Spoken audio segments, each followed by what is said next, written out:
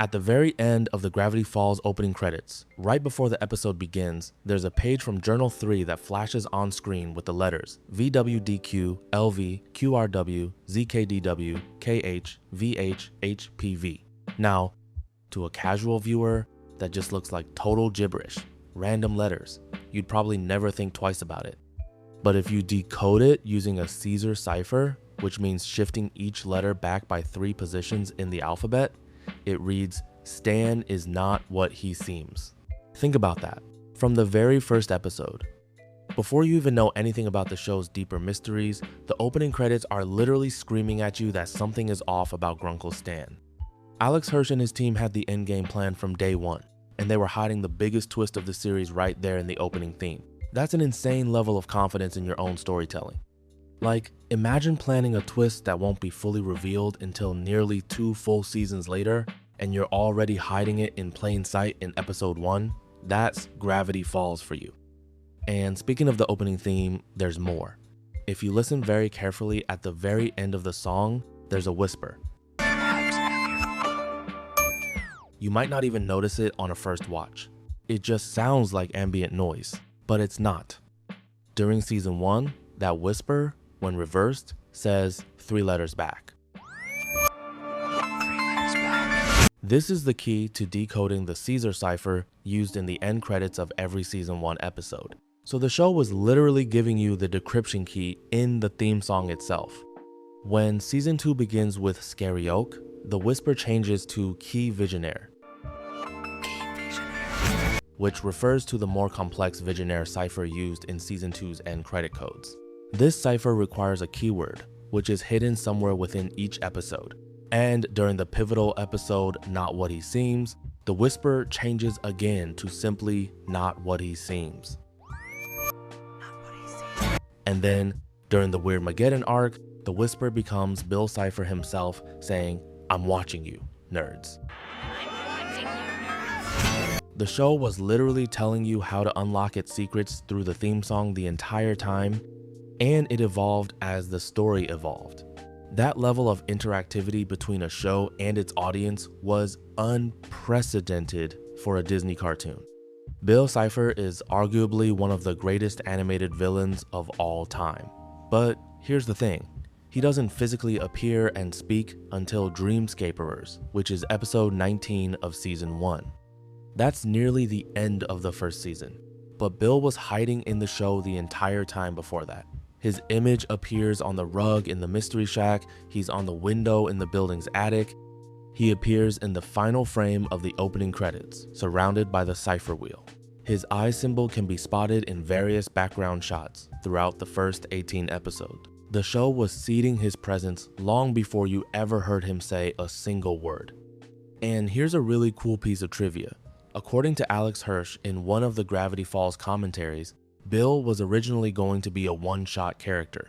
He was just supposed to appear in 1 episode and that was it. But because of his involvement in the Gravity Falls lore and how well his character worked, he gradually evolved into the main antagonist of the entire series. Imagine if they had stuck with the original plan. Bill Cipher as a 1-episode villain. The show would be completely different.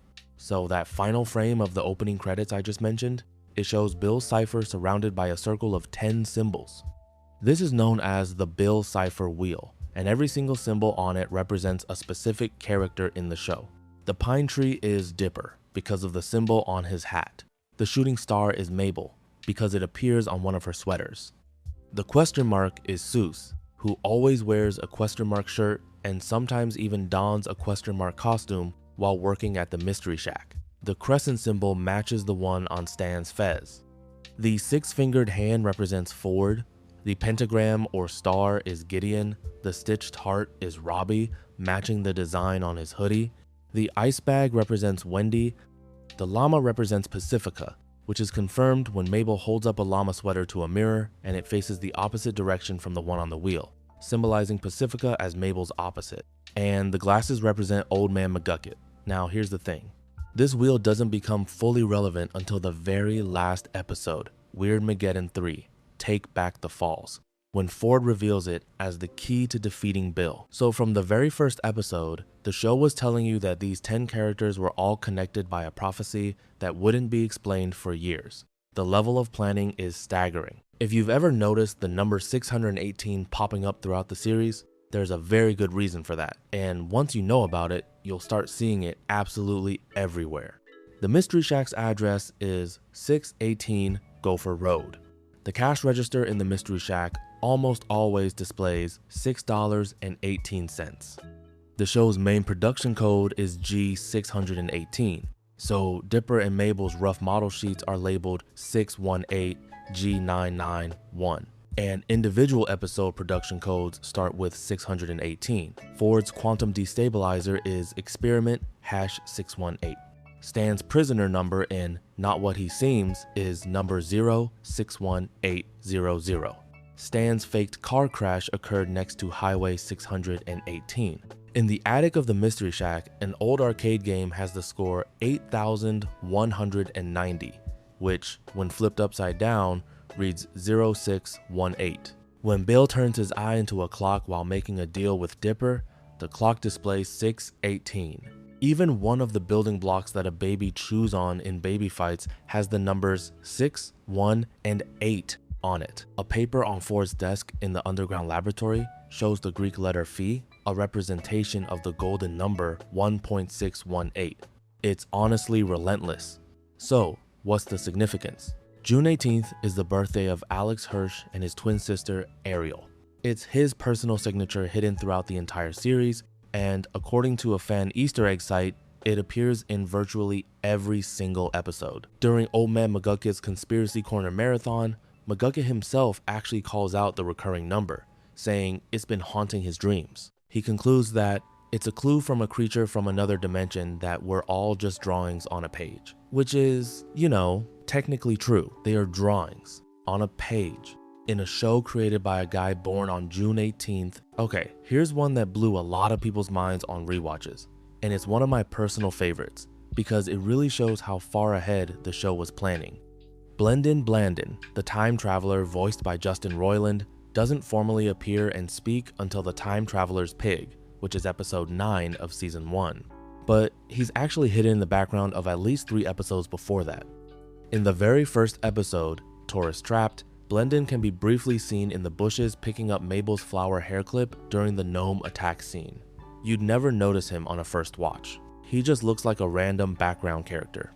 In The Legend of the Gobblewonker, the second episode, he's in the background picking up a calculator when Old Man McGucket is screaming about seeing the Gobblewonker. And in Headhunters, the third episode, he's standing behind the crowd when Stan unveils his wax figure. And get this, he's holding Dipper's black shoe, which is the same shoe he returns in The Time Traveler's Pig. His photograph is also visible on Dipper's suspect board for the murder of Wax Stan, meaning Dipper noticed this strange man lurking around but never followed up on it. The show was planting seeds for this character 3 entire episodes before his proper introduction, and it gets even cooler when you consider the in-universe explanation. Blendin is a time traveler cleaning up anomalies created by the twins. He has to be in those places because the twins cause time disruptions there. In the Physical Journal 3 book, Dipper actually writes about noticing a ghost in the background several times, with accompanying drawings that match Blendin. And it doesn't stop there. In A Tale of Two Stans, when Stan breaks through a boarded up wall to find the Stano warboat from his and Ford's childhood, the words "Blendin was here" can be seen scribbled on the boards. This means Blendin traveled all the way back to the 1960s or 70s to Stan and Ford's childhood on the New Jersey coast. The guy really does get around.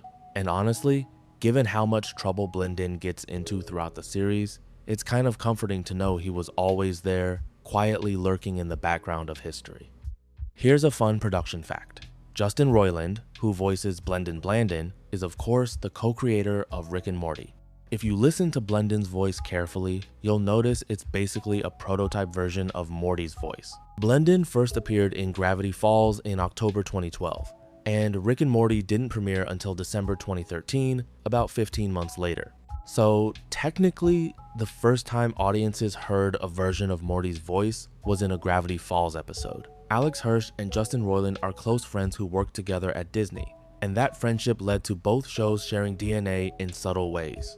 Similar to Blendin, government agents Powers and Trigger are first formally introduced in the Season 2 premiere Scary Oak. But once you know to look for them, they're hiding in the background of numerous episodes, silently observing the twins. They're behind playbills during Mabel's show in Sock Opera. They're casually taking a walk at the mall in Soos and the Real Girl. They're lurking behind Soos's car in Society of the Blind Eye. They're at the music festival in Love God, where 2 members from the boy band Sibling Easter also make a guest appearance nearby. They're at the Gravity Falls pool. They're basically everywhere. The implication is that the government has been monitoring Gravity Falls' supernatural activity for much longer than we initially thought, and these agents have been watching the Pines family from the shadows for potentially the entire series. Once you start a rewatch looking for them, it becomes almost a game trying to spot them in every episode.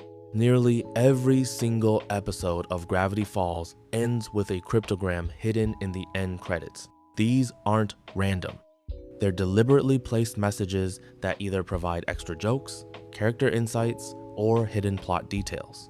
During Season 1, these used the Caesar cipher, shifted 3 letters back. Season 2 switches to the more complex Atbash cipher and then the Vigenère cipher, with the keyword for each Vigenère cipher hidden somewhere within the episode itself. Some of these decoded messages are hilarious, like Paper Jam Dipper says, "Og bags QH Gad Sad Jew." Others foreshadow major plot points. The one in Not What He Seems is positioned beneath a shot of young Stanley and Stanford Pines and decodes to the original mystery twins. The ending cryptogram in Boys Crazy decodes to the numbers 8116162514, 1523, 11895512, which translates to Happy Now, Ariel. This is because the episode features a boy band called Several Times, and Alex's sister Ariel had an obsession with NSYNC's Lance Bass growing up. Alex literally made an episode about his sister's childhood crush and then called her out in the secret code. According to Hirsch, he personally wrote the codes for every episode and inserted them at the last minute. The cryptograms created a massive community of fans who would race to decode each episode's message before the next one aired. It turned every episode into an interactive puzzle. From the coded message in the opening credits to the actual episode titled Not What He Seems, the show built up to one of its biggest twists over the course of nearly 2 full seasons. And I genuinely believe this is one of the most meticulously planned reveals in animated television history. The revelation that Stanley Pines had been impersonating his twin brother Stanford, and that the real Stanford had been trapped in another dimension for 30 years, was set up from the very first scene of the very first episode. When Stan walks into a secret room behind the vending machine at the end of Tourist Trapped, we already know something is wrong. We just don't know what. And the show keeps adding layers. Stan's license plate says STNLYMBL for Stanley Mobile, even though he's supposed to be Stanford. There are wax figure emotional reactions that make more sense when you realize he's mourning his lost twin, the hidden room full of personal items that belong to someone else. Ford's brief appearance in The Time Traveler's Pig. Every single clue was there, carefully planted, waiting for the audience to piece it together. I touched on this already, but I want to give this one its own entry because it's such a clean piece of foreshadowing. Stan's car has a license plate that reads Stanley MBL. This stands for Stanley Mobile. But at this point in the series, Stan is going by the name Stanford. So why would his license plate reference the name Stanley? Because his real name is Stanley Pines.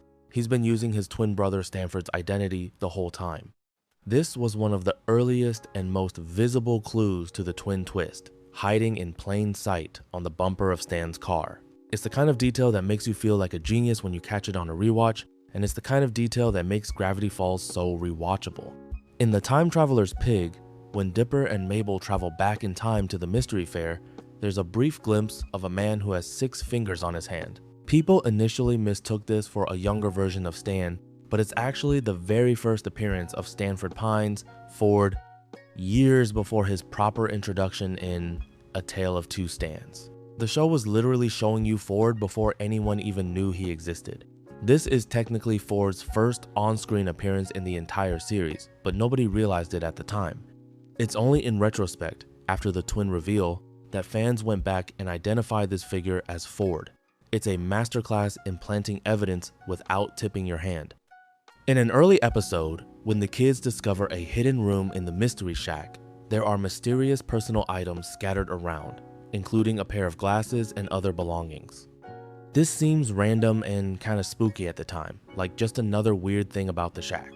But those glasses belong to Ford. The personal items are Ford's. The careful placement of these clues makes the eventual twin reveal feel like a natural progression rather than a sudden twist. The show earned every single revelation it delivered, and it did it by burying evidence in the background of episodes that aired years before the payoff. Here's one of my favorite behind-the-scenes facts about the show. Gravity Falls is heavily inspired by David Lynch's TV show Twin Peaks. Both shows are set in small, mysterious towns in the Pacific Northwest, filled with supernatural happenings, quirky characters, and dark secrets hiding beneath a charming surface.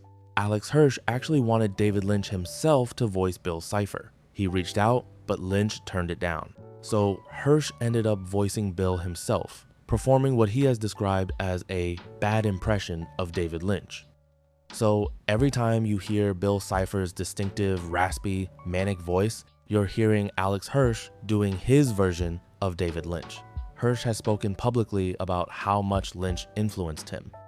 After Lynch's passing in January 2025, Hirsch posted on social media, "David Lynch was a fundamental force of the universe, a towering iconoclast who bent the entire art form purely with the power of his subconscious. I can't even process reality without him. Without Lynch, there's no Twin Peaks, no X-Files, obviously no Gravity Falls. My Bill Cipher voice was just a crummy Lynch impression." That quote alone tells you how deep the Twin Peaks DNA runs in Gravity Falls. Even though David Lynch turned down the Bill Cipher role, Hirsch still managed to get a Twin Peaks connection into the series finale. Kyle MacLachlan, who played FBI Special Agent Dale Cooper in Twin Peaks, voices the bus driver who takes Dipper and Mabel home in the final episode, Weirdmageddon 3, Take Back the Falls. And the story of how this happened is really touching. Hirsch originally reached out to MacLachlan's managers, who never responded. So Alex wrote a personal letter to Kyle telling him how much Twin Peaks meant to him, and that he'd love for him to do this small cameo on Gravity Falls. Kyle responded right away and agreed to do it. Hirsch wanted Agent Cooper to be the one to take the twins home.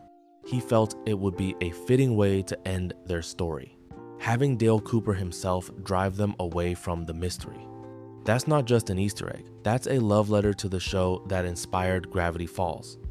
The Twin Peaks references don't stop with the voice casting. They're woven throughout the entire series. The club that Gideon takes Mabel to on their date is a reference to the Red Room in Twin Peaks' Black Lodge. The end credits of The Legend of the Gobblewonker are an homage to the Twin Peaks opening credits, with a very slow pan across a waterfall and down a lazy river set to a drastically slowed down version of the Gravity Falls theme song. The tempo matches the relaxed breathing pace of the Twin Peaks theme by Angelo Badalamenti. A woodpecker can even be heard in the background, echoing the Buick's wren at the start of the Twin Peaks opening. The recurring phrase, "Stan is not what he seems," mirrors the famous Twin Peaks line, "The owls are not what they seem." Tad Strange, a character in Gravity Falls, bears a close resemblance to Agent Dale Cooper, and backward messages in Gravity Falls reference how supernatural beings in Twin Peaks speak in a peculiar, reversed manner. The influence is everywhere. Speaking of Twin Peaks' owls, the presence of owls throughout Gravity Falls is itself a nod to their significance in Lynch's show. In Twin Peaks, owls are symbols and vessels for Bob and other malevolent spirits. In Gravity Falls, owls appear in various background shots, journal entries, and even decorative elements around the town. They carry similar, mysterious, ominous overtones. It's never explicitly addressed in the show, but for Twin Peaks fans, it's an unmistakable connection. Characters throughout the series drink Pit Cola, a fictional soda with a distinctive reddish-pink can design. The name and color scheme are reminiscent of the real-world soda Mr. Pibb. But the name Pitt actually comes from Joe Pitt, one of the directors of the Gravity Falls series. So every time you see a character sipping a Pit Cola in the background, that's an inside joke from the production team honoring one of their own. It's a small touch, but it's the kind of thing that shows just how much personality the team injected into every corner of the show's world. The Mystery Shack, Stan's gloriously fraudulent tourist trap, is based on a real place. It's called the Oregon Vortex, and it's a roadside attraction in Gold Hill, Oregon that claims to be a place where the laws of physics don't apply. Balls roll uphill. Brooms stand on their own, people appear to change height. Of course, it's all optical illusions and clever construction, but they charge tourists to experience the mystery anyway. Alex Hirsch encountered the Oregon Vortex while visiting Oregon during his college years, when he spent a summer working for the stop-motion animation studio Laika in Portland. He basically took the concept of a cheesy roadside tourist trap built on pseudoscience and lies and turned it into Stan's entire livelihood. The Mystery Shack even has the same spirit, a mix of obviously fake exhibits, overpriced merchandise, and a charismatic con man at the helm. The difference, of course, is that the Mystery Shack is actually sitting on top of real supernatural phenomena that Stan is actively trying to hide from the public. Unlike most cartoon characters who wear the same outfit in every single episode for their entire animated existence, Mabel Pines wears a different sweater in almost every episode. This alone makes her unique in the world of Western animation. But it goes deeper. Each sweater usually features an emblem or design that either relates to the episode's theme, foreshadows something, or contains a hidden pop culture reference. The Prism sweater is a reference to Pink Floyd's The Dark Side of the Moon album cover. The striped sweater she wears during the Summerween episode was inspired by horror villain Freddy Krueger's iconic striped sweater. The key sweater she wears in Not What He Seems symbolizes the fact that Mabel ends up being the key to opening the portal and bringing Ford back into their dimension. The sunset sweater in Dreamscaperers signals the show's transition into a slightly darker tone. And of course, the shooting star and llama sweaters correspond to symbols on the Bill Cipher wheel, tying Mabel directly to the series' ultimate prophecy. Some sweater designs are more subtle. The music note on her sweater in The Inconveniencing might be hinting at the Lamby Lamby dance. The lightning bolt sweater in Double Dipper might reference Soos trying to find the lightning effect on his keyboard as a running joke. The show made Mabel's wardrobe into yet another layer of Easter eggs. All of Mabel's sweaters were inspired by a single real sweater. Alex Hirsch's twin sister Ariel wore a sweater with a troll doll design as a child, and she apparently loved it. Hirsch posted a photo of the original sweater on Twitter, with a caption confirming it as the inspiration for all of Mabel's sweaters, joking that it still fits. So every single time Mabel puts on a new sweater throughout the series, it's a little tribute to Ariel and a childhood memory between twins. Given that the entire show is about twins, this feels particularly appropriate. I mentioned this one briefly during the cryptograms entry, but it deserves its own spotlight. In the episode Boys Crazy, the decoded end credit cryptogram reads, "Happy now, Ariel?" The episode features a boy band called Several Times, all 5 members of whom are voiced by Lance Bass of NSYNC fame. Ariel Hirsch had a childhood obsession with NSYNC and Lance Bass specifically. So Alex literally created an entire episode around a boy band, got his sister's actual childhood crush to voice all 5 members, and then called her out in the secret code at the end. According to a since deleted Tumblr post by Ariel, she was indeed happy. This is the kind of sibling energy that makes the show feel so authentic. If you look closely at the party invitation in the finale, you'll find that Dipper and Mabel's birthday is August 31st. This makes them Virgos, which is a fun astrological detail. But more importantly, it means their birthday falls on the very last day of summer, which is also their last day in Gravity Falls. The timing was carefully planned by the writers to make their departure as bittersweet as possible. They turn 13 and leave on the same day. The summer ends, childhood ends, and the adventure in Gravity Falls ends all at once. It's the kind of deliberate storytelling choice that makes the finale hit so much harder emotionally. Dipper's real name is Mason Pines. Dipper is just a nickname based on the Big Dipper-shaped constellation birthmark on his forehead, which he typically hides under his pine tree hat. This real name isn't revealed until later in the series and remains a relatively minor detail in the show itself, but it became a big deal in the fandom. Fans had been speculating about Dipper's real name for years before the reveal. The name Mason is thought to potentially reference Freemasonry, which connects to the show's themes of secret societies, hidden knowledge, and conspiracy.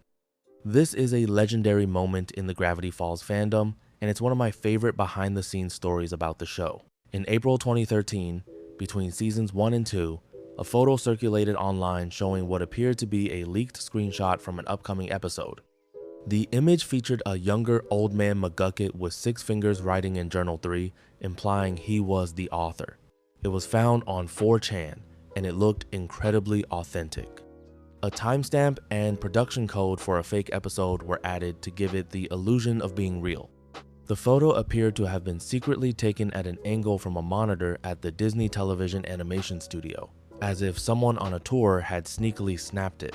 The Gravity Falls fandom went absolutely wild. Theories exploded. People were convinced McGucket was the author. Then, in October 2014, the episode Society of the Blind Eye aired, confirming that McGucket was not the author, but rather his assistant. The image was a fake, and it was created by Alex Hirsch himself. The original sketch was drawn by Alex, cleaned up by Joe Pitt, and colored by Ian Worrell. They threw it up on a monitor in one of the editor bays at Disney TVA, photographed it from an unusual angle to make it look illicit, and Alex posted it to 4chan's board under an alias, pretending to be a fan who'd been on a tour and managed to snap the photo. He fooled the entire fan base. Hirsch came clean about the hoax at the 2014 Creative Talent Network Expo. The prank is now affectionately known as the McGucket hoax and is considered one of the greatest trolls in animation fandom history. In the Book of Bill, there's even a reference to it, with Bill pranking Dipper by beaming fake images of random characters being the author into his dreams with a similar backdrop. Now that we're talking about McGucket, let's talk about what might be the most tragic character arc in the entire show. Fiddleford Hadron McGucket was once a brilliant scientist, a Stanford-level intellect. He was Ford's research partner and closest friend. Together, they built the interdimensional portal. But after being exposed to what lay on the other side of the portal, after seeing things no human mind should have to process, McGucket was so traumatized that he couldn't cope. So he invented a memory-erasing gun and used it on himself to forget what he had seen. The problem was, it worked too well, and he kept using it. He became addicted to forgetting. Each use deteriorated his mind further, transforming him from a genius into the town's resident, crazy old man, the kooky hermit who lives in the dump and builds bizarre robots from junk. If you watch his memory flashback tapes in Society of the Blind Eye, you can actually track his decline. His accent becomes more exaggerated with each successive memory wipe. His speech patterns deteriorate. His behavior becomes increasingly erratic. The animators and voice actors meticulously crafted each stage of his descent. Watching those tapes in chronological order is genuinely heartbreaking, and it recontextualizes every single appearance McGucket makes in Season 1. One of the biggest unanswered questions throughout Season 1 was, why don't the residents of Gravity Falls notice all the supernatural weirdness? Like, monsters are attacking the town, gnomes are stealing pies, the undead rise at Stan's karaoke party, and yet nobody seems to remember any of it. Society of the Blind Eye answers this perfectly and devastatingly. A secret society, founded by McGucket himself, has been systematically erasing the townsfolk's memories of paranormal events using his invention. The entire town lives in a state of blissful ignorance with only minor side effects. It's one of the best kinds of twists because it fills in a gap that most viewers might not have even thought to ask about. It also explains why characters like Lazy Susan seem perpetually unfazed despite encountering supernatural phenomena on a regular basis. Their memories keep getting wiped. The society explains everything. And the reveal that McGucket, the man we thought was just comic relief, is actually the tragic founder of this conspiracy? That's masterful writing. Here's a detail from Society of the Blind Eye that a lot of people missed. If you look at the stored memory canisters in the Hall of the Forgotten, you can spot labels for Pacifica Northwest, Preston Northwest, and even Mrs. Gleeful. This means the society erased memories from some of the town's most prominent citizens. The implication that the Northwests, the wealthiest and most powerful family in Gravity Falls, have had their minds tampered with adds an entirely new layer to their characters. What did they see? What were they made to forget? And regarding Mrs. Gleeful, some fans theorize that her husband Bud, who is a member of the society, may have been the one to have her memories erased.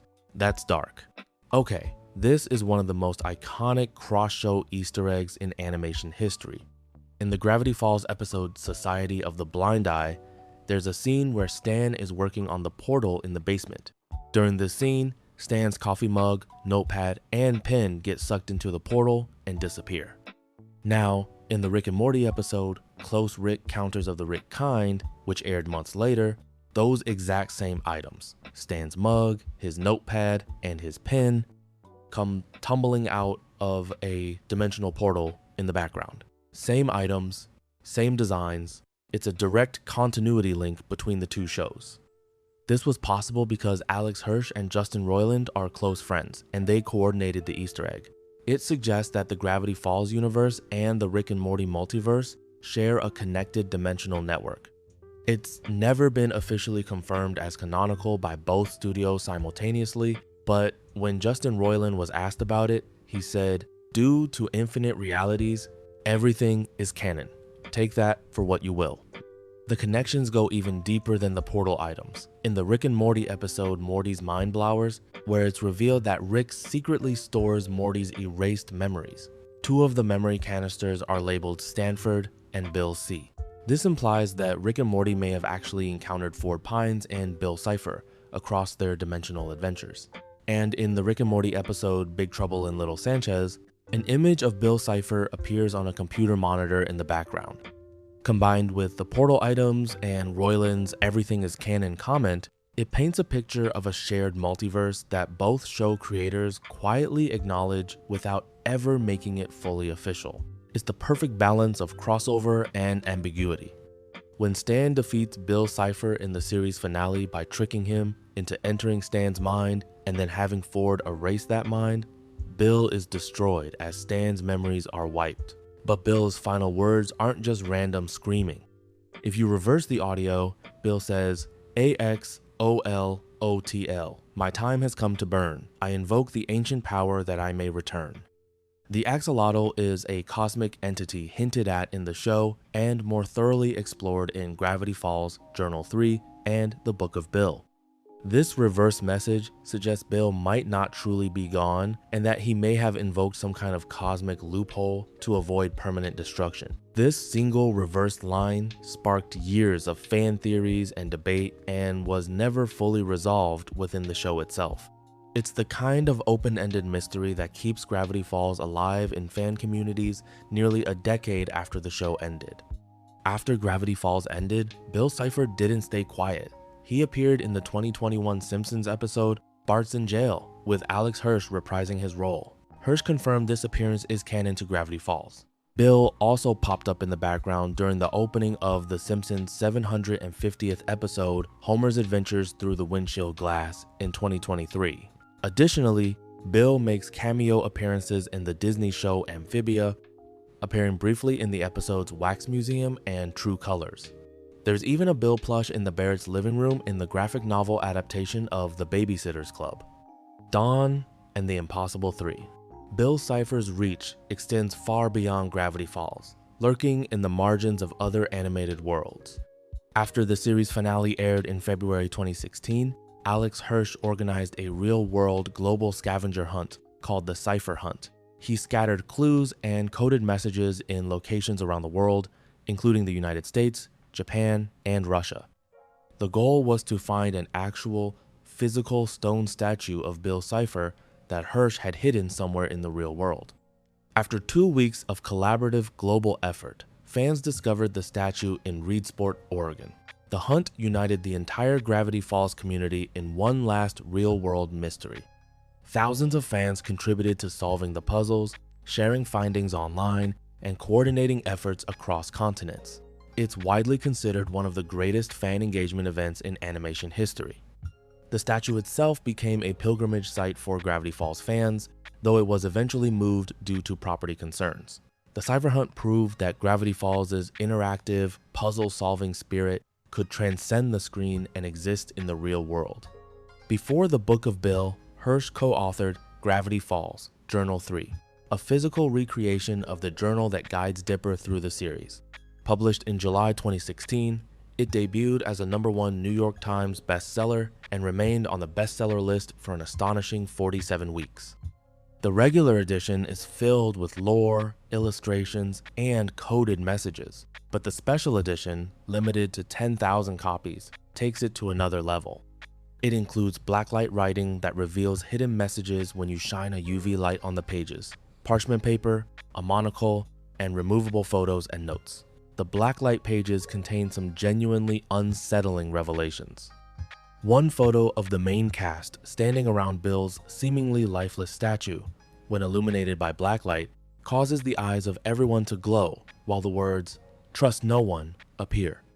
Another shows Bill saying "stay paranoid" near a photo of Alex's voice characters. The book sold over 1.3 million copies as of January 2024. In July 2024, 8 years after the show ended, Hirsch released The Book of Bill. This puzzle-laden book reveals Bill's full backstory, including his origin in a two-dimensional world called Euclidia, his tragic past, and what happened to him after Weirdmageddon. It's marketed as being for older audiences and contains multiple custom ciphers, hidden messages, and even ties to an interactive website called thisisnotawebsite.com.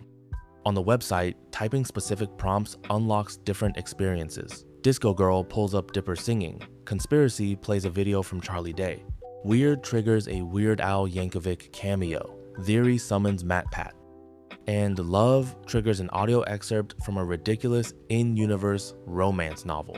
Just Blendin reveals an old photograph with Blendin hidden in the corner. Mabel fills the room with stickers until it's been fully Mabelized. The book is essentially Gravity Falls' extended universe, packed with the same puzzle-solving DNA that made the show special. Before Bill Cipher even appeared in the show, a Gravity Falls browser game on Disney's website contained a hidden puzzle.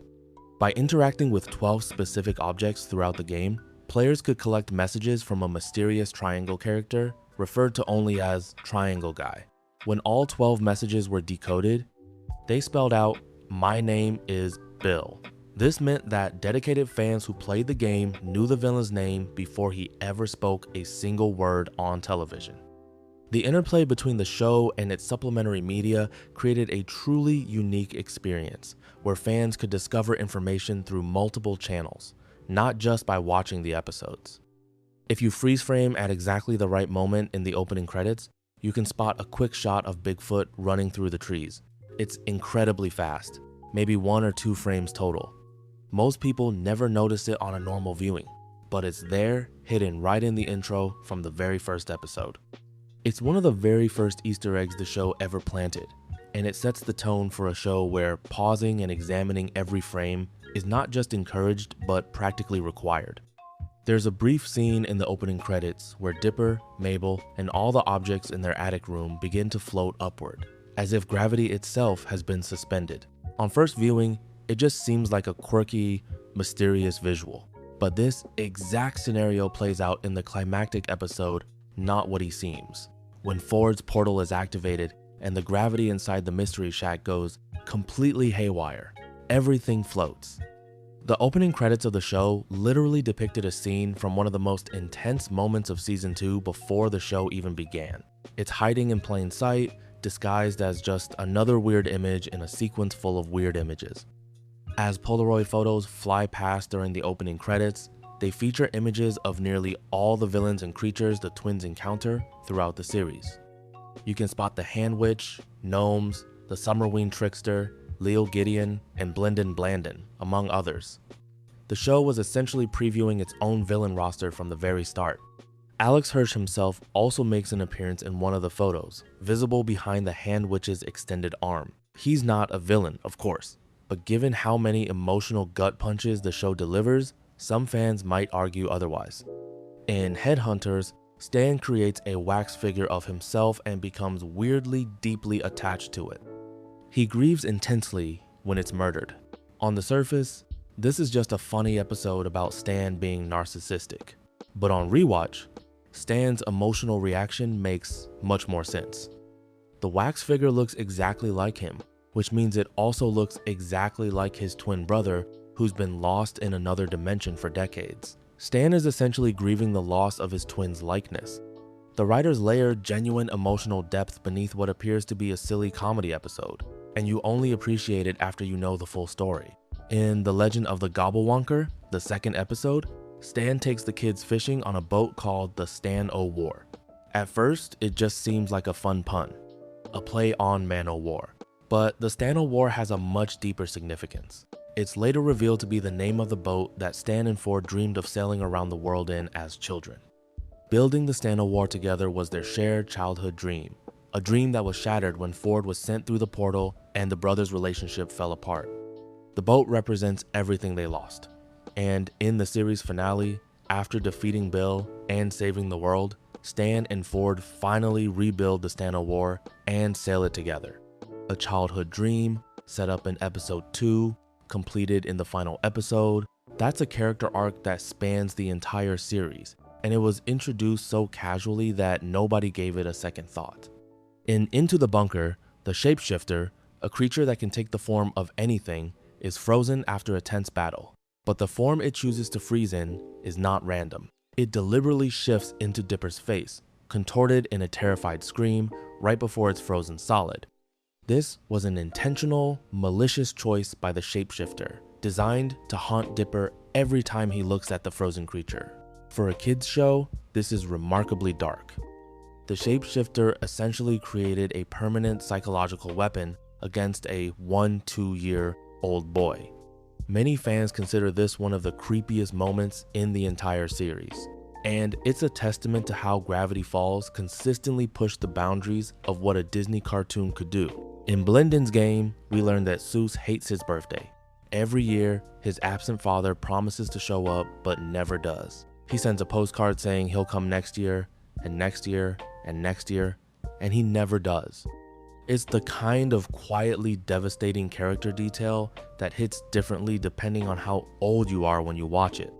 Dipper and Mabel travel back in time to try to fix this, hoping they can somehow make Soos's dad show up. But they learn an important lesson. You can't force someone to care. Instead, they use their time wish to give Soos something better, a birthday celebration surrounded by people who actually, genuinely love him. Soos breaks down crying. It's one of the most emotional moments in the series, and it's delivered through a time travel comedy episode. Only Gravity Falls could pull that off. Here's a smaller detail to balance out that heavy one. Soos's Wi-Fi password is Fixinit2, which fans noted is an anagram of Xfinity 2, a reference to the internet provider.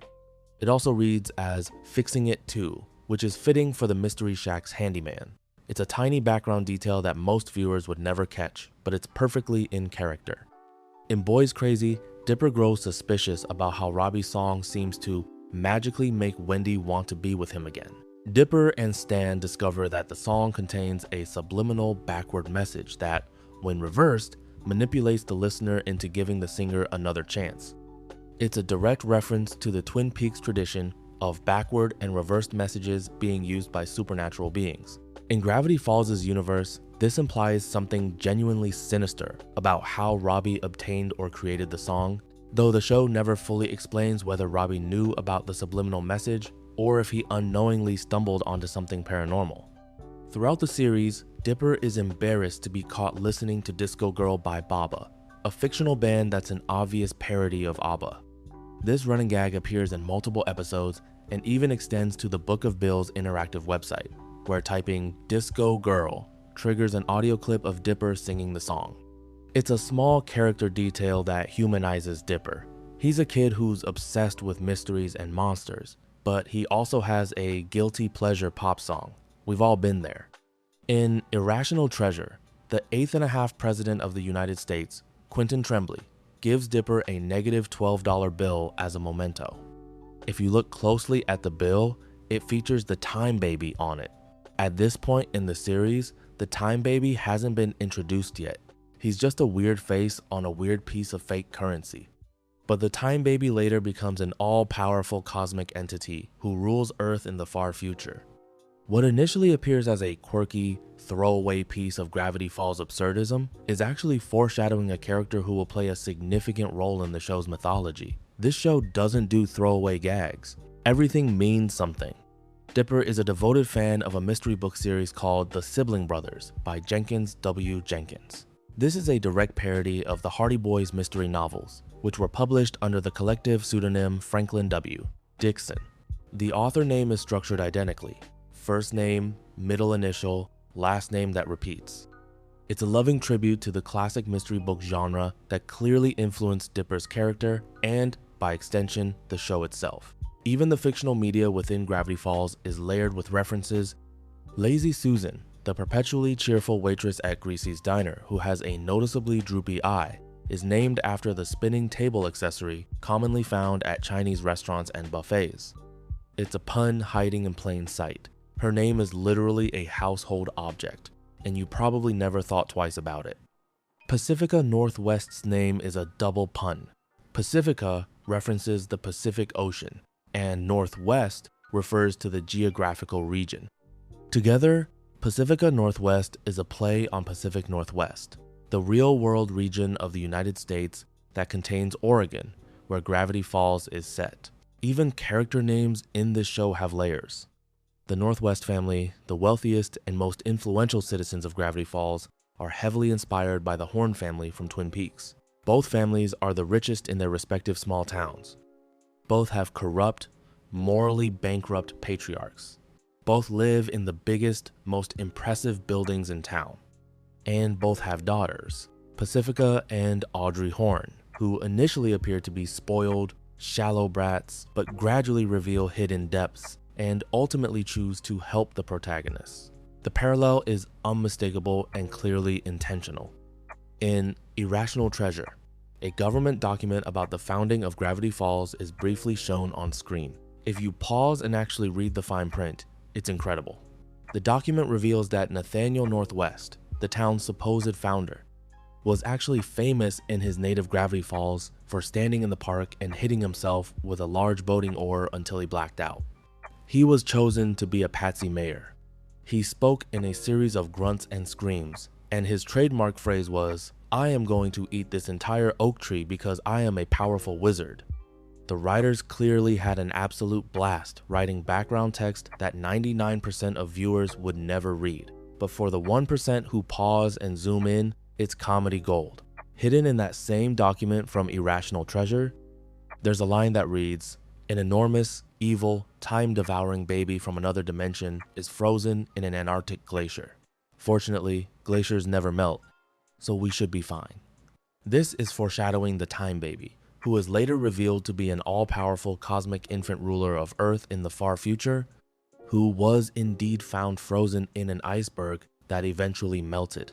A background joke about climate change in a fake government document is actually foreshadowing a major character. The attention to hidden details in the show is genuinely unreal. The same document contains a line that reads, "Writing jokes for cartoons is more important than sleep." It also says, "If you recite the Pledge of Allegiance backwards, you'll gain secret before being cut off." The writers were having a conversation with the audience through background text in a freeze frame. They knew people would pause and read it, so they made it worth the effort. The town of Gravity Falls celebrates a holiday called Summerween, which is basically Halloween but on June 22nd. The episode Summerween reveals that the townspeople love Halloween so much that they celebrate it twice a year. It's one of the show's most creative world-building details, and adds to the sense that Gravity Falls is a truly unique, slightly off-kilter place. The holiday was also inspired by Hirsch's own memories of trick-or-treating with his twin sister Ariel as kids. The twins' Halloween experiences became the foundation for the twins' Summerween adventures. Alex Hirsch chose Oregon as the setting for Gravity Falls after spending a summer there during college, working for the stop-motion animation studio Laika in Portland. Oregon's dense forests, small-town charm, misty Pacific Northwest atmosphere, and reputation for the eccentric and weird made it the perfect location for a town where the supernatural is an everyday occurrence. The state also has a long history with roadside attractions and tourist traps, which inspired the Mystery Shack. And of course, Twin Peaks is set in a fictional town in the Pacific Northwest as well. Oregon was the only choice that made sense. Hidden in the opening credits, alongside the Bill's Cipher wheel and the end credits cryptogram, the Konami code can be spotted. On the fan mystery website, The Mystery of Gravity Falls, entering the Konami code, up, up, down, down, left, right, BA, enter on your keyboard, triggers a pop-up that reads, "The Royal Order of the Holy Mackerel congratulates you for coming this far. Now, get lost." The Royal Order of the Holy Mackerel is also referenced in the Gravity Falls video game Mystery Shack Mystery, where rolling over a banner reveals the organization's name. It's one of those delightful mysteries within mysteries that the show loves to create. In The Time Traveler's Pig, Mabel wins a pig she names Waddles because of the way he walks. Waddles becomes the team pet for the rest of the series. But the significance runs deeper than cuteness. The entire time travel plot of the episode revolves around Dipper's conflict between getting a redo with Wendy and letting Mabel keep Waddles. He has to choose between his crush and his sister's happiness. And ultimately, after dozens of time loops, he chooses Mabel. It's a smaller stakes version of the same dilemma the original Pines twins faced, choosing between personal ambition and sibling loyalty. And it foreshadows the finale, where choosing family over personal desire is what ultimately saves everyone. The Mystery Shack sign originally reads Mystery Shack, but the S has fallen off the front, making it appear to read Mystery Hack. Most viewers assume this is just a visual gag about the building being run down, and it is, but it's also a comment on Stan's character. He is a mystery hack. He runs a fake tourist trap built on lies and deception. However, some fans have noted a deeper connection. The missing S also relates to the mystery of the missing Stan. There are two Stans, Stanley and Stanford. One is missing. The S that fell from the sign mirrors the missing brother. Whether this was intentional or not, it's a beautiful accidental layer of meaning. In Dreamscapers, when we enter Stan's mindscape, there's a scene showing Stan with a tattoo on his shoulder. This tattoo matches the glowing red symbol associated with Ford's portal. This was a direct hint that Stan is connected to the portal in the basement, something that wouldn't be fully explained until Not What He Seems, nearly a full season later. The tattoo was hiding on Stan's body the whole time, a physical mark linking him to the show's deepest secret. The Time Baby is the tyrannical ruler of Earth in the year 207-012. And yes, that tilde over the 0 is intentional and present in all official Gravity Falls materials. It's the kind of absurd, unexplained detail that perfectly captures the show's sense of humor. Nobody ever explains why the year has a tilde. It just does. The Time Baby is also one of the few beings powerful enough to challenge Bill Cipher directly, and during Weirdmageddon, Bill actually manages to vaporize him. However, coded messages in the Physical Journal 3 book imply that the Time Baby and his agents sent holo projections rather than their real bodies, meaning they may still be alive. The Time Baby remains one of the show's most enigmatic figures.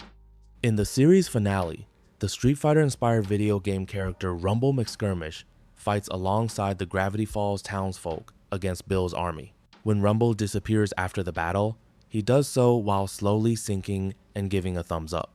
This is a direct reference to the iconic scene in Terminator 2, Judgment Day, where the T-800 lowers himself into molten steel while giving Arnold Schwarzenegger's famous thumbs up. It's a surprisingly poignant homage in the middle of an animated comedy series, and it works perfectly. The appearance and function of Ford's interdimensional portal bears a strong resemblance to the Stargate from the eponymous film and TV franchise. Both are large, circular devices that activate to create a gateway between dimensions. Both require enormous amounts of energy to operate, and both lead to encounters with powerful, ancient beings. Given Gravity Falls' love of sci-fi references, this parallel is almost certainly intentional. When Lil Gideon confronts Dipper about Mabel and says, "Liar, you turned her against me," the line mirrors Anakin Skywalker's nearly identical accusation from Star Wars Episode 3, Revenge of the Sith. The tone, the context, the obsessive jealousy, it all maps perfectly onto Gideon's character, making it one of the show's more subtle movie references. The haunted mini-mart in The Inconveniencing is called Dusk to Dawn, This is a clear reference to the 1996 Robert Rodriguez horror action film From Dusk Till Dawn. The episode itself plays out like a mini horror movie, with the teenagers trapped in a seemingly ordinary convenience store that turns out to be haunted. The name sets the genre tone immediately for anyone who catches the reference. In The Time Traveler's Pig, after the time travel shenanigans, Dipper's left hand briefly begins to disappear. This is a direct reference to Back to the Future, where Marty McFly starts fading from existence because his parents' relationship is in jeopardy. It's a quick, blink and miss it visual gag that rewards fans of the classic time travel film. In Fight Fighters, episode 10 of season 1, if you look at the arcade machines at the very beginning of the episode, one of them features a green Bill Cipher on its side panel. This is 9 episodes before Bill is formally introduced. There's also a Pac-Man parody game nearby. Pac-Man is a yellow circle, Bill is a yellow triangle. 2 iconic shapes, 2 gaming references, hanging out together in the background of a fight-themed episode. The production team hid Bill everywhere they could. If you look very closely at Robbie's bedroom wall, you can see that he's spray-painted Die, Dipper, Die on it. It's only visible for a moment, but it's there. This shows the intensity of Robbie's hatred for Dipper, which goes beyond normal teenage rivalry into genuinely unsettling territory. For a Disney show to include graffiti of a character wishing death on another character is remarkably bold, and it adds real menace to Robbie's antagonist role. In Blendin's game, Dipper and Mabel travel back in time. During their time travel, Dipper accidentally drops a screwdriver. A young Soos finds this screwdriver, and it leads him to discover the Mystery Shack.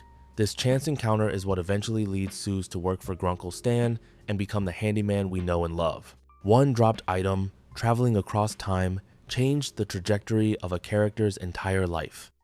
The show treats time travel with genuine cause and effect logic, making every small action potentially significant.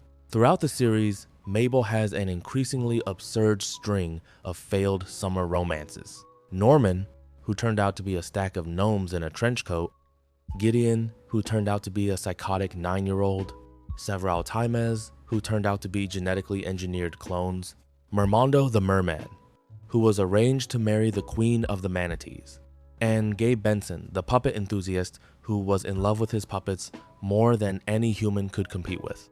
In Society of the Blind Eye, after reflecting on all these failures, Mabel nearly uses the memory erasing gun on herself to forget the heartbreak.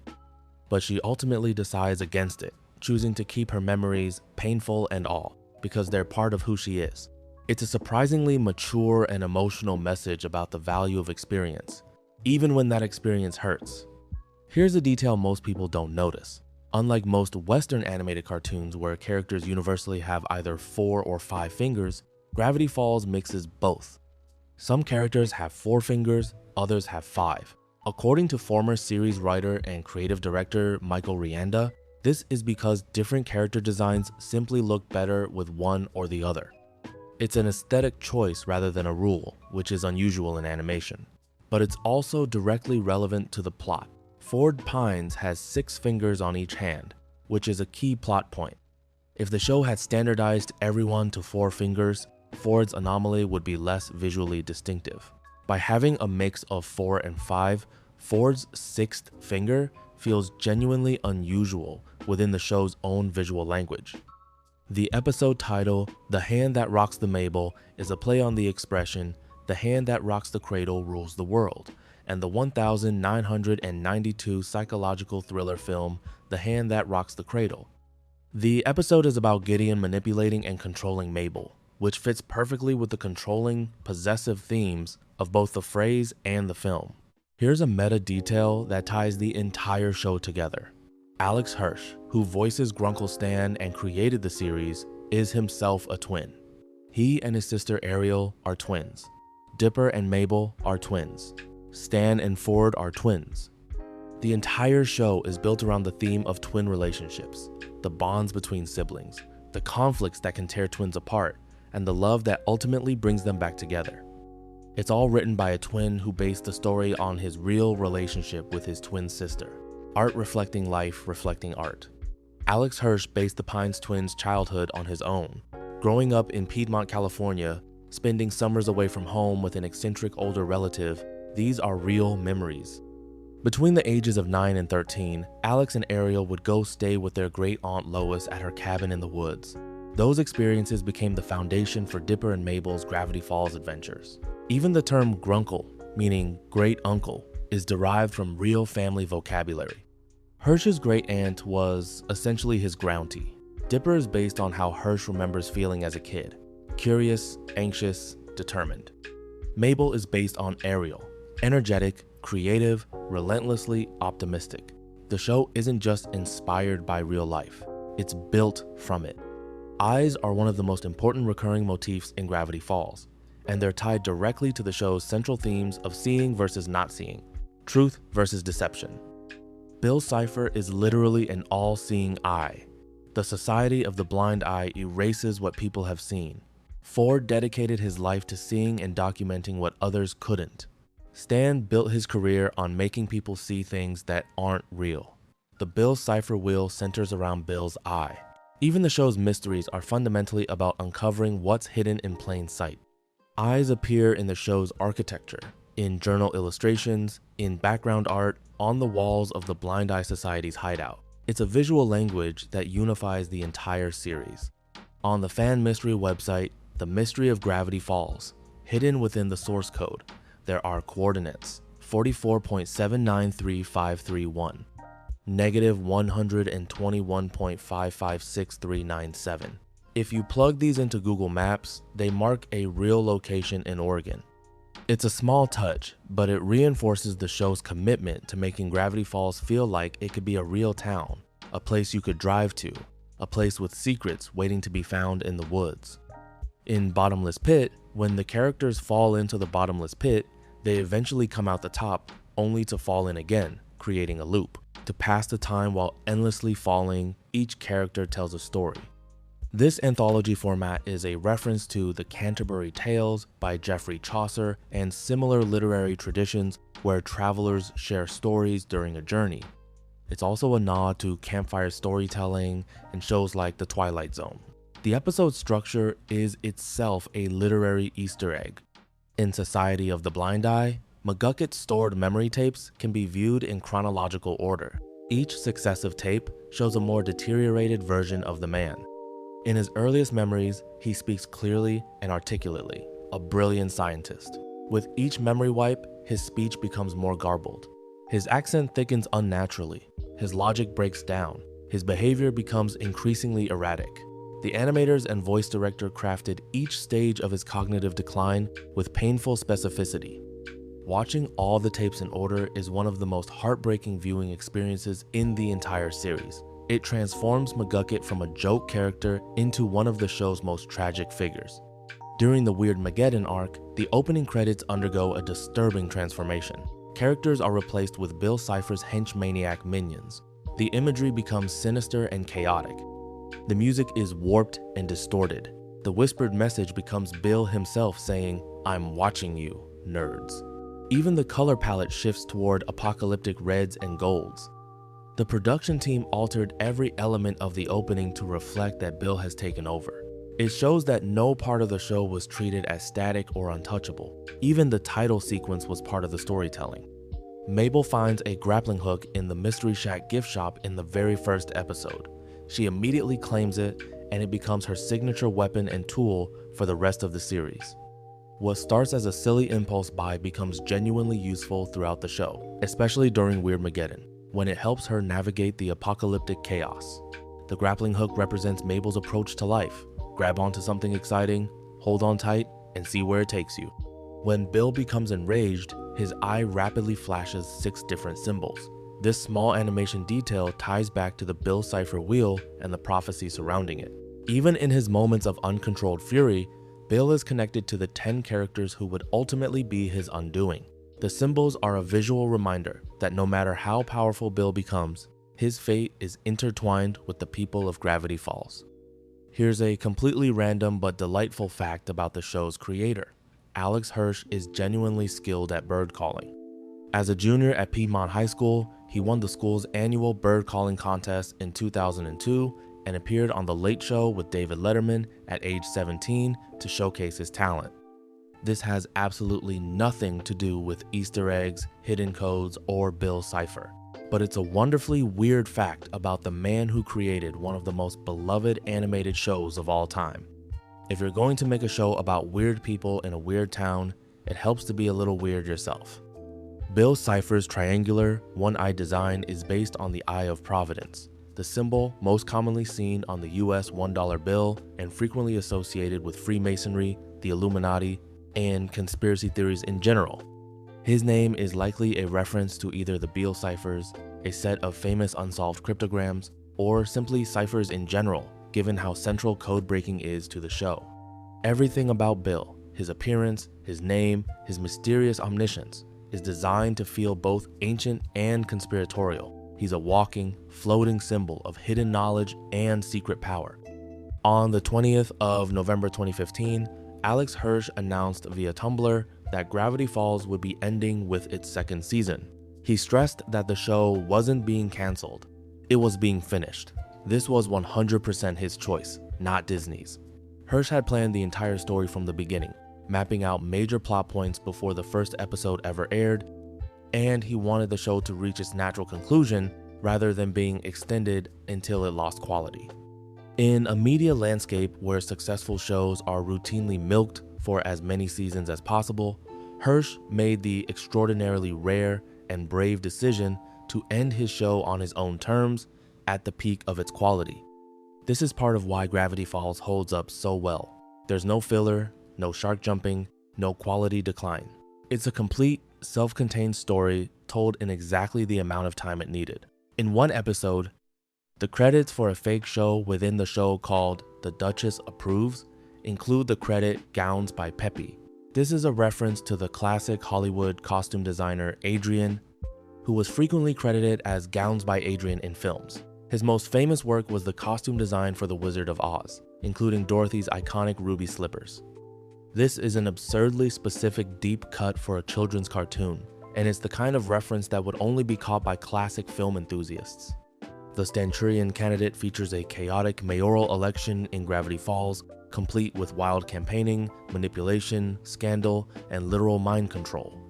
The episode aired in 2015, and many fans noted after the 2016 US presidential election that the episode felt eerily prescient about how chaotic and unorthodox real-world politics could become. Whether this is coincidence or commentary, the episode's themes of public manipulation and electoral absurdity hold up unsettlingly well. In several scenes, a taxidermy jackalope can be seen in the Mystery Shack. When Mabel first encounters it, she calls it an antalabbit. The jackalope is a creature from American folklore, a jackrabbit with antelope horns that supposedly roams the western United States. Taxidermy jackalopes are a staple of roadside tourist traps and kit shops throughout the American West, making it the perfect decoration for Stan's Museum of Lies. Outside of Gravity Falls, Alex Hirsch served as an uncredited story contributor to Spider-Man Into the Spider-Verse, one of the most acclaimed animated films of the 2010s.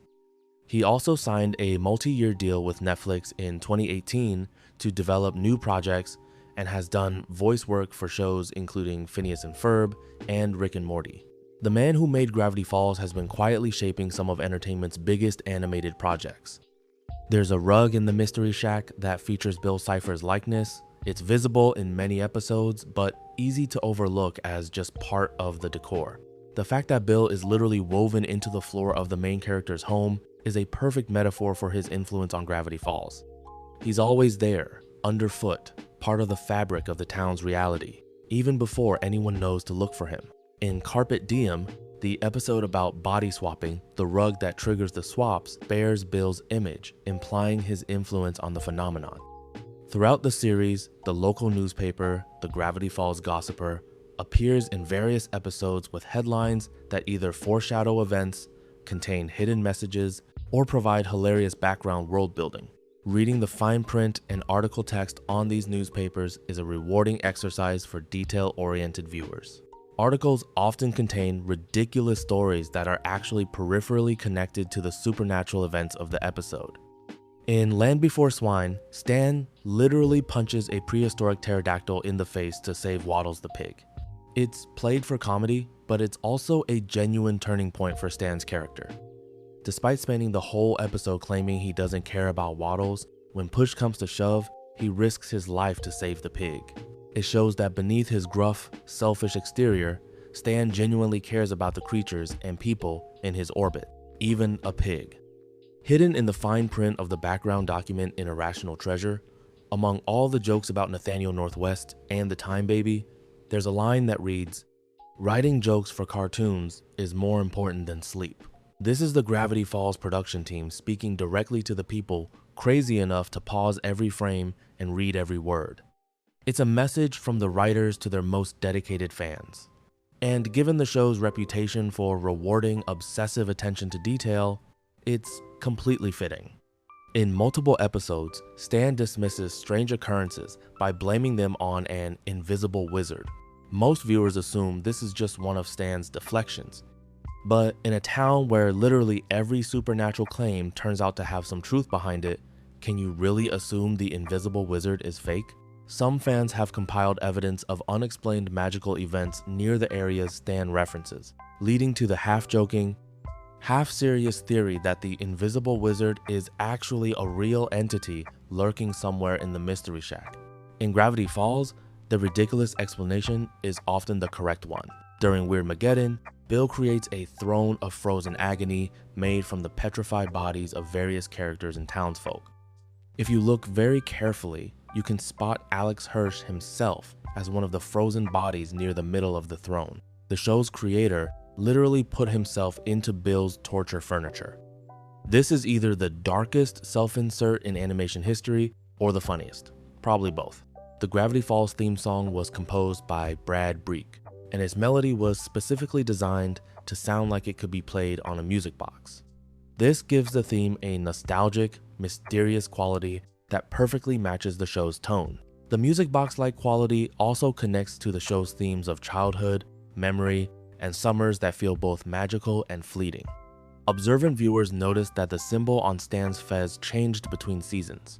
In early episodes and promotional material, the fez featured a different symbol than what appeared in later episodes. This wasn't a plot point, but rather a design change mandated by Disney's legal department to avoid resemblance to real-world fraternal organization symbols. It's one of those behind-the-scenes facts that fans noticed and documented meticulously. Gravity Falls didn't just entertain its audience, it educated them. The show's consistent use of Caesar ciphers, Atbash ciphers, A1Z26 ciphers, and Vigenère ciphers taught an entire generation of young viewers the fundamentals of cryptography. Kids were learning about encryption, decryption, and cipher keys because they wanted to decode the messages hidden in their favorite cartoon. Teachers reported students showing sudden interest in codes and puzzles directly because of Gravity Falls. The show turned passive viewers into active participants, code breakers, and puzzle solvers. That's a legacy that goes far beyond entertainment. The very last coded message in the entire series, from the finale Weirdmageddon 3, Take Back the Falls, when decoded simply reads, "Goodbye, Gravity Falls." After 2 seasons of increasingly complex mysteries, ciphers, hidden messages, foreshadowing, and mind-blowing revelations, the final secret message is just a farewell. No puzzle, no clue, no hidden twist, just goodbye. And honestly, that hits harder than any coded revelation ever could. The show spent its entire run rewarding you for looking deeper, for pausing, for questioning everything. And at the very end, the last thing it hid was the simplest truth of all, that this was the end and it was time to say goodbye. And there you have it, 100 Gravity Falls Easter eggs and facts.